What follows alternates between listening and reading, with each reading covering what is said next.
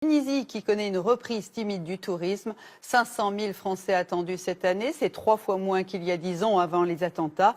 Mais la confiance est de retour, les investisseurs veulent y croire et les Français apprécient le dépaysement à moindre prix. Regardez ce reportage dans le désert tunisien. Jocelyn Debro, Salah Agrabi. C'est un endroit situé un peu au bout du monde, encore quelques kilomètres après Tataouine. Car pour faire découvrir la Tunisie secrète qu'il affectionne, Hubert Ennaf emmène ses clients à Chénini, un village reculé situé aux portes du désert. Ces parcelles cultivées qui sont séparées par des digues de terre, on appelle ça des gessours. Pendant 2 ans, les touristes ont boudé la Tunisie après les attaques terroristes de 2015. 2 longues années de galère pour cet investisseur français spécialisé dans le tourisme alternatif. Mais depuis quelques semaines, les vacanciers semblent de retour pour son plus grand bonheur. Il y en a un qui s'est perdu là-haut. C'est tellement beau qu'il ne veut plus descendre.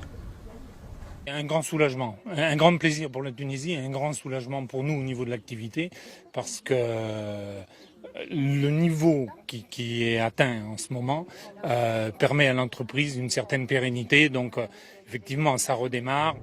Un redémarrage progressif après une période noire. Car en 2015, la Tunisie a été ensanglantée par une vague d'attentats qui a fait 60 morts. Les touristes ont déserté le pays et Hubert Ennaf a vu son chiffre d'affaires divisé par 3. 2 ans plus tard, sa société se remet en ordre de marche. Les touristes reviennent enfin dans un pays qui paraît plus sûr. L'occasion pour notre investisseur d'aider les Tunisiens à sortir du marasme. La population globalement est accueillante. Ce sont des gens qui ne demandent qu'à travailler. Plus on les aidera, moins on a de risques que ces gens-là se tournent vers d'autres extrêmes. En moins d'1 an, le nombre de touristes français a bondi de 40% dans le pays. Parmi eux, Philippe Saludi, chauffeur de taxi à Belle-Île-en-Mer. Il a choisi de passer ses vacances au pays du jasmin malgré les menaces qui pourraient encore peser sur le pays. On est toujours un petit peu inquiet, quoi. On prévient nos familles pour dire où est-ce qu'on est, avec quelle agence on est parti, on ne sait jamais. On n'est pas loin de la Libye, hein, on est à 150 km. Mais passé les appréhensions, ce groupe de Français semble savourer sa toute première soirée dans le désert. On prépare son lit, c'est bien. Il y a des petites fenêtres.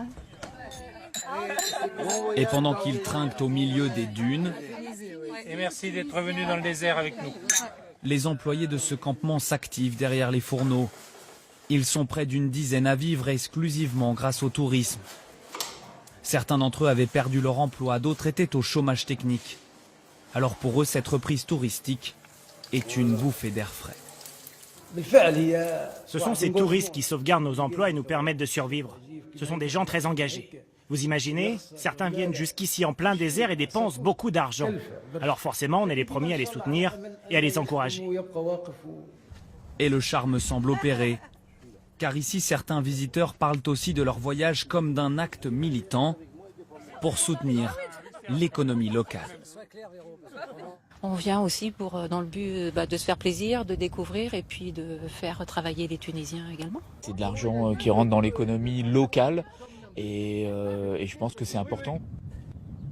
Plus de 2 ans après les attentats du Bardo et de Sousse, l'économie tunisienne tente de reprendre des couleurs. Et pour cela, elle peut compter sur son principal partenaire économique, la France, et ses 1300 entreprises qui restent implantées ici, sur le sol tunisien.